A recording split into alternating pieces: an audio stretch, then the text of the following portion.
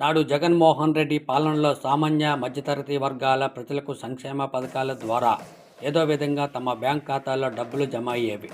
ఆ ఇల్లు, ఆ కుటుంబాలు సంతోషంగా ఉండేవారు. బ్యాంక్ ఖాతాల్లో జమ అయిన డబ్బులను తమ అవసరాలకు ఖర్చు చేసుకునేవారు. కానీ నేడు ఆ పరిస్థితి మచ్చుగానే కనిపించడం లేదు.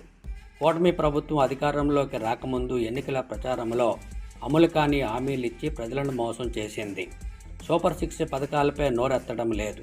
ప్రతిపక్షాలు, రాజకీయ విశ్లేషకులు, మేధావులు, మీడియా ప్రతినిధులు పథకాలపై తీవ్ర విమర్శలు గుప్పిస్తున్నా రాష్ట్ర ప్రభుత్వానికి చీమ కుట్టినట్టు కూడా అనిపించటం లేదు. పైగా జగన్మోహన్ రెడ్డిపై నిందలు వేస్తూ ప్రభుత్వం తప్పించుకునే ప్రయత్నం చేస్తున్నట్టు గత 7 నెలల పాలన చూస్తే ఎవరికైనా అర్థమవుతుంది. కూటమి ప్రభుత్వం ప్రకటించిన సూపర్ 6 పథకాలను అమలు చేయకపోవడం వల్ల ప్రజల చేతుల్లో డబ్బులు లేకపోవడం తీవ్ర ఇబ్బందులకు గురవుతున్నారు.